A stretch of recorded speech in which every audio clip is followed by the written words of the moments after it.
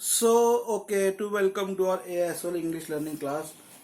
तो हमारी पिछली क्लास ब्रेक हो गई थी। 143rd क्लास क्लास 9 थी। तो इस क्लास को 144th क्लास मानेंगे और वोकेबलरी की ये वाली क्लास आपकी जो है वो मानी जाएगी। एक सेकंड रुकना। कौन सी थी पिछली क्लास? 143rd। नहीं, वोकेबलरी की 9 थी ना। अब ये जो क्लास है, अब ये 144th और वोकेबलरी की 10th। ठीक है, तो 144th और वोकेबलरी की 3rd।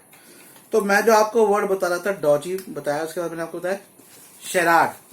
तो स्पेलिंग लिखो शेराड की। इससे पहले वाली क्लास में लास्ट सब डॉजी था और 10th क्लास है ये। ठीक है, 144th और 10th क्लास। तो शेराड वर्ड हम वोकेबलरी कर रहे थे इन क्लासेस के अंदर। तो शेराड वर्ड का मीनिंग लिखो। पहले स्पेलिंग लिखो CHARADE। CHARADE शेराड। CHARADE।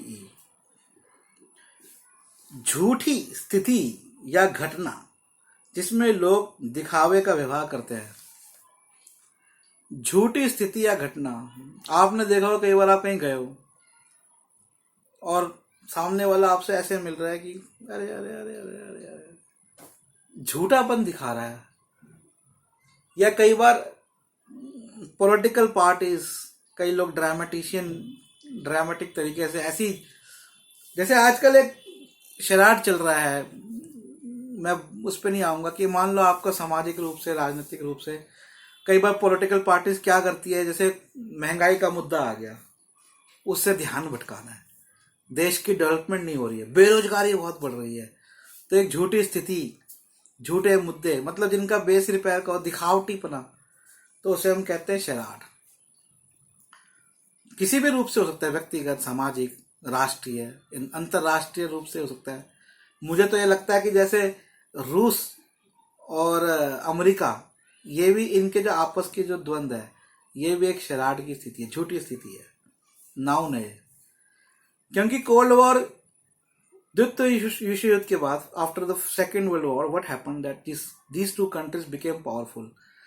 And if you look at the time during the Cold War, like after Second World War to 1991, शीत युद्ध जिसे हम बोलते हैं, तो उस बीच ये दोनों देश बड़े पावरफुल थे। लेकिन बाकी देशों ने जो डेवलपमेंट करी है, उसकी वजह से ये दोनों देशों के जो एक्सपोर्ट है वो कमजोर हो गए हैं।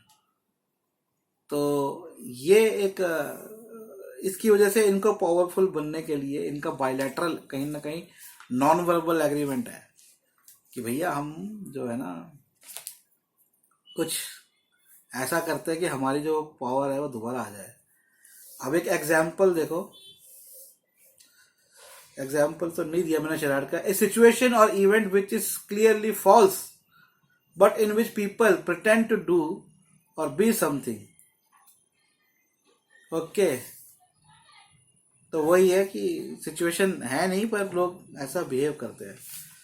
द शरारत बिटवीन टू पॉलिटिकल पार्टीज, कि दो राजनीतिक पार्टियां ऐसे करती है कि हम दोनों एक दूसरे के जान दुश्मन हैं, अंदर से एक होते हैं, दिखावटीपना। अगला एक वर्ड देखो, lockstep. LOCKSTEP। LOCKSTEP। LOCKSTEP, lockstep. Northern American है, नाउन है। Close adherence to an emulation of another's action. पहले एक वर्ड है एम्यूलेशन, मतलब अनुकरण, किसी को, किसी से प्रभावित होकर उसका जैसा करना।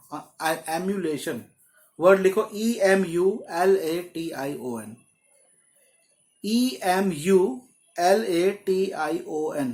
अनुकरण, कॉमा, किसी से प्रभावित होकर वैसा काम करना। EMULATION, अनुकरण। तो लॉकस्टेप क्या होता है? Close adherence to an emulation of another's action. Emulation of another's action, कि किसी दूसरे के एक्शंस मतलब कार्यों को एमुलेट करना। एमुलेशन माने उसका अनुकरण, कि आपने उससे प्रभावित होकर वैसा करना। Close adherence to this, what? Close adherence to emulation of another's action, कि आप चिपके रहे। क्लोज एडिरेंस, एडहिरेंस क्या होता है? लिखो वर्ड ADHERENCE, ADHERENCE,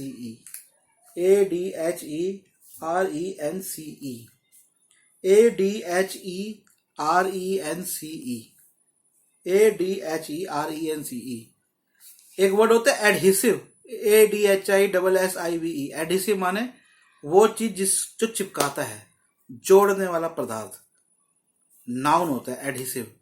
और एडहिरेंस क्या होता है? एडहिरेंस माने वर्ब, कि आप चिपके रहे, जुड़े रहे। तो ये लॉकस्टेप जो वर्ड है, ये वर्ड है कि आप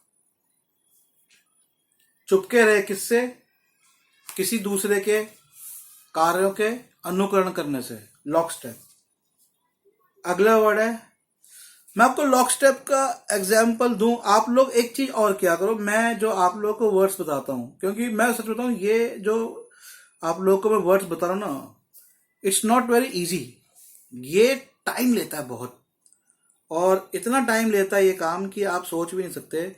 बिकॉज फर्स्ट सारे कामों के अलावा न्यूज़पेपर को पढ़ना, उसमें से अंडरलाइन करके वर्ड्स लिखना, वर्ड्स को लिख के फिर उनके मीनिंग्स देखना, मीनिंग्स के साथ सेंटेंस बनाना, और ये सब में बच्चों बहुत टाइम लगता है। फिर भी मैं कोशिश तो करता हूँ कि एग्जाम्पल्स दूं।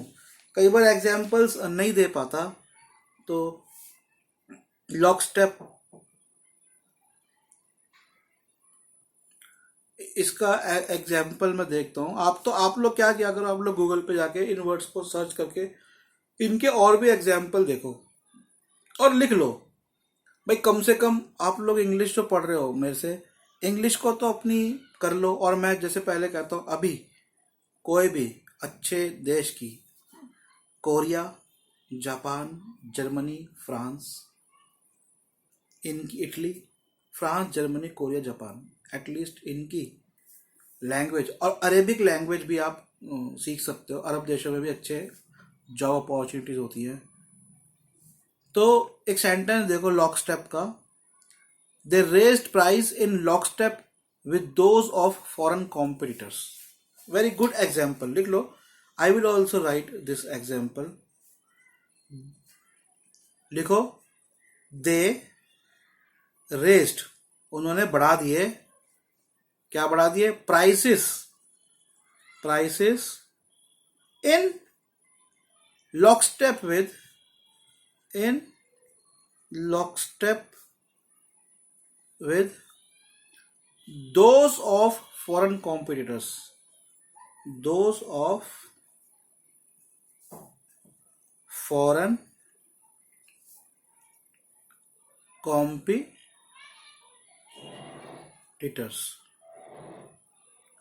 कि उन्होंने भी इन लॉकस्टेप माने उनका अनुकरण करते हुए, किनका अनुकरण? एमुलेशन ऑफ अनदर्स एक्शन, किसका? फॉरेन कॉम्पिटिटर्स का, कि जो विदेशी प्रतिद्वंदी का भी अनुकरण करते हुए उन्होंने चीजों के दाम बढ़ा दिए। तो कितना अच्छा एग्जाम्पल हमें, देखो मैंने गूगल पर सर्च किया, मेरे को मिल गया। ठीक है, और एक नहीं, आप कई एग्जाम्पल्स देख सकते हो। अगला वर्ड देखो, चलो मैं आपको एक, जो मैंने आपको बताया वर्ड शराड, इसका भी एक एग्जाम्पल ढूंढ के बताता हूं। अब ये शराड का एक एग्जाम्पल है। देखो एक एग्जाम्पल, ये जो गूगल कह रहा है, इस कह रहा है, they pretend to be friends, कि वो दिखावा करते हैं कि they pretend to be friends, but it's all a charade, लेकिन ये सब दिखावा है ना। कितना अच्छा एग्जाम्पल हमें मिल गया शराड का। They pretend to be friends but they, एक हम अगर टाइम मिला मुझे तो मैं आप लोगों की आपकी सिनोनिम्स के ऊपर पर्यायवाची पे क्लास लेने का मेरा मन है। टाइम मिलना चाहिए मुझे, अभी तो हम मीनिंग सीख रहे हैं, पर एक हमारी स्पेशल मीनिंग की, ये सेशन अभी खत्म होने वाला है, 1 साल लगभग हो गया है, पर इस सेशन के बाद अगर मैं कंटिन्यू करता हूँ तो वोकैबुलरी करेंगे कुछ टाइम, और फिर कुछ टाइम हम करेंगे सिनोनिम्स। कि सिनोनिम्स जब हम करते हैं ना तो हमारी ज़्यादा अच्छी इंग्लिश होती है। हमारा टेस्ट वो सिनोनिम से होता है। करने को बहुत चीज़ें हैं इम्प्रूव करने को, और जैसा मैंने बताया आप लोग हमसे इंग्लिश लर्निंग बुक्स जरूर लीजिए। अभी हम लोग ऑक्सफोर्ड की बुक्स लेके आ रहे हैं सबके लिए, बच्चों के लिए, बड़ों के लिए, इंग्लिश की, ऑक्सफोर्ड यूनिवर्सिटी प्रेस की बुक्स। तो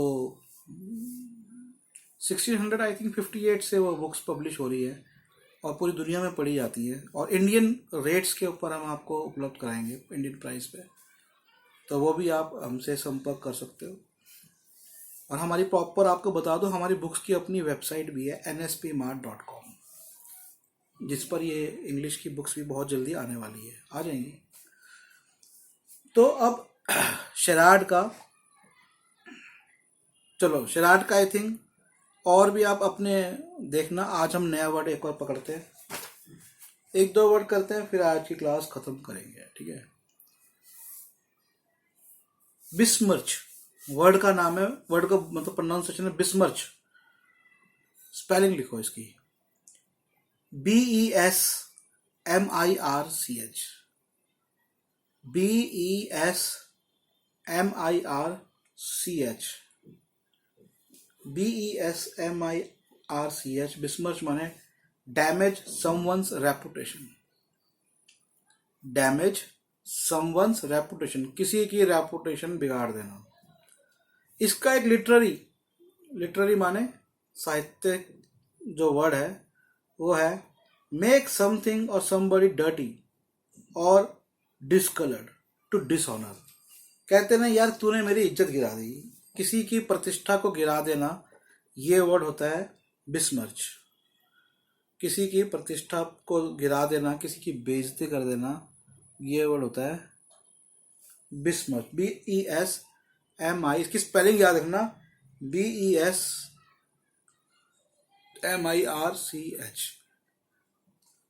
चलो मैंने तो इसका सेंटेंस एक और देखते हैं।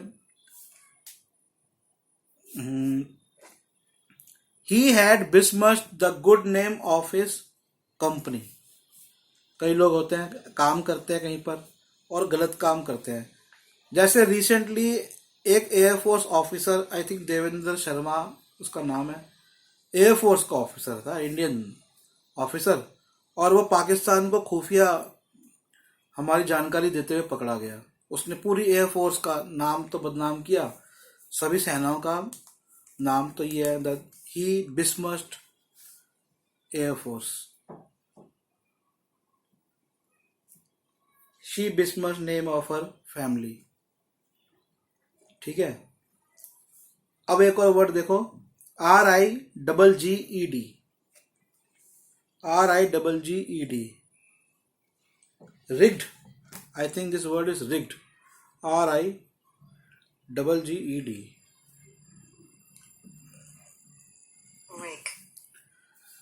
ओके। इसका मीनिंग होता है मैनिपुलेटेड और कंट्रोल्ड बाय डिसेप्टिव और डिसऑनेस्ट मीन्स। मैनिपुलेटिव क्या होता है? मैनिपुलेटिव वर्ड लिख लो, MANI, मैनिपुलेटिव, MANIPULATIVE। मैनिपुलेटिव होता है जिसे कहते हैं ना यार ये हर चीज का ना ये तेज है, सियाना है, चीजों को देखकर अपने फायदे के हिसाब से उनका आकलन करता है, वो होता है मैनिपुलेटिव। ये व्यक्ति भी हो सकता है। अब इसमें कहते हैं मैनिपुलेटेड और कंट्रोल्ड बाय, तो कुछ ऐसा जो कि मैनिपुलेटेड हो या कंट्रोल हो, किससे? Bye deceptive. डिसेप्टिव का मतलब होता है धोखेबाजी। वर्ड होता है डिसेप्शन, माने धोखा देना, धोखा। डिसेप्शन मतलब धोखा, तो उससे वर्ड आया DECEPTIVE, डिसेप्टिव माने धोखाधड़ी। और डिसऑनेस्ट माने बेईमानी। कई लोग होते हैं रिश्तेदारों को धोखा देते हैं, है ना। बहुत लोग हैं हमारे यहाँ भी ऐसे, ज़्यादातर आपके रिश्तेदार ही धोखा देते हैं। तो ये वर्ड है रिग्ड। तो इसका एक सेंटेंस देखो। तो होता क्या है कि वो मैनिपुलेट करते हैं, सामने वाले को देखते हैं, भाई भाई को देखता है, एक भाई दूसरे भाई को देखता है, दूसरा भाई शरीफ है, उसकी मदद कर रहा है, उसको हर चीज़ करता है, वो सामने वाला भाई देखता रहता है और फिर किसी दूसरे तरीके से उसको धोखा देता है। तो इसका सेंटेंस देखो। अच्छा, इसका मीनिंग एक तो मैंने आपको ये जो है ना, इसके मीनिंग कई हैं रिग्ड के, ठीक है। इसके कई दूसरे मीनिंग भी है, वो देख लो, मैं बताया था आपको। Provide a sailing boat with sails and rigging. दूसरा है setup equipment or device. Basically जो आपने देखा कि रिग, जैसे जो सब कई बार नाव चलती है और वो एक कपड़ा लगा देते हैं, उसको भी हम कहते हैं सेलिंग बोट पे आपने कपड़ा लगा दिया। ये टेंट लगाना, बल्लियां लगा के टेंट सा लगाते हैं, उसे भी रिग्ड बोलते हैं, ठीक है। अब जो मैंने आपको बताया मैनिपुलेटिव और कंट्रोल बाय, ठीक है, डिसेप्टिव और डिसऑनेस्ट मीनिंग, इसका एक एग्जांपल देखो, सेंटेंस देखो। Attempts to pass a rigged, ये वाला थोड़े से डिफिकल्ट एग्जाम है। Reluctant to seems not from the lack of mercy but from a sense of pardons were rigged game. थोड़ा सा बेटा ये डिफिकल्ट से है एग्जांपल्स, मैं इसका आपको बाद में, चलो मैं बताता हूँ एक। His reluctance steamed not from a lack of mercy but from his sense that pardons were rigged game, title in favor of offenders with political connection। थोड़ा समझना इसको लिखने से पहले, मैं चाहता हूं कि आप रीड को समझोगे किस तरह से यूज में आया है। हिज रिलेक्टेंस, उसका रिलेक्टेंस मतलब RELUCTANCE, रिलेक्टेंस लिख लो, RELUCTANCE।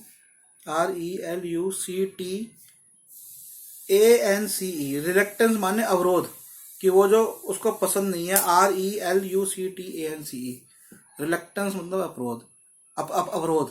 हिज रिलेक्टेंस, उसका अवरोध या का वो विरोध, स्टीम्ड नॉट फ्रॉम, निकला है, स्टीम्ड माने निकला है, not from lack of mercy.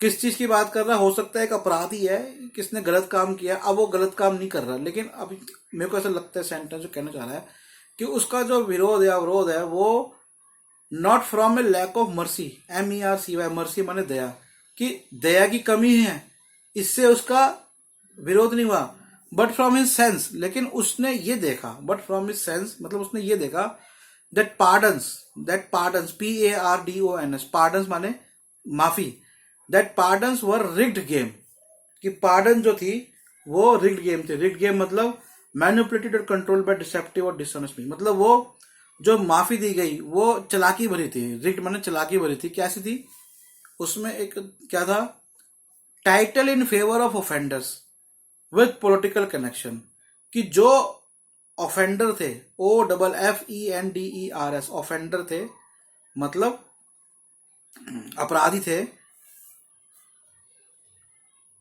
With political connection. तो ये कहना चाह रहा है कि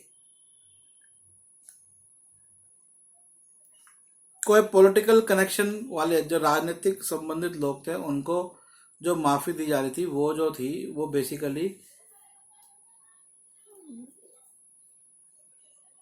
एक रिग्ड थी। रिग्ड मतलब डिसेप्टिव थी, धोखा भरा था, मतलब वो कहने को माफी थी लेकिन बस असल में वो पॉलिटिकल कनेक्शन। जैसे अभी एक एग्जाम्पल हुआ, एक नेता है जो अलग अलग पार्टी में आते हैं, मैं नाम नहीं लूंगा, आप सब जानते हैं, और उनको एक रोड पर उन्होंने क्या किया था कई साल पहले, वो क्रिकेटर भी रहे हैं, और उन्होंने एक बुजुर्ग व्यक्ति की गुस्से में आके पिटाई ऐसी करी कि वो व्यक्ति वहीं मर गया। और उसके बाद वो जनाब मीडिया में आए और पॉलिटिक्स में आए और सक्रिय रहे, और अभी वो किसी पार्टी में नहीं है, लेकिन फिर भी उनको 1 साल की सजा दी है। तो आप इमेजिन कर सकते हैं कि किसी से कोई आदमी मार दे, अनइंटेंशनल मर्डर के अंदर मिनिमम 10 साल की सजा होती है, तो उनको सिर्फ 1 साल की सजा मिली है। क्यों? Because of his political connection. तो ऐसे ही सेंटेंस है। Okay, the pardon was rigged game, कि जो माफी है, वो रिग्ड गेम है, मतलब एक डिसेप्टिव, एक धोखा है। ठीक है, तो हम अगली क्लास में आते हैं बच्चों कल का। ठीक है, बाय बच्चों।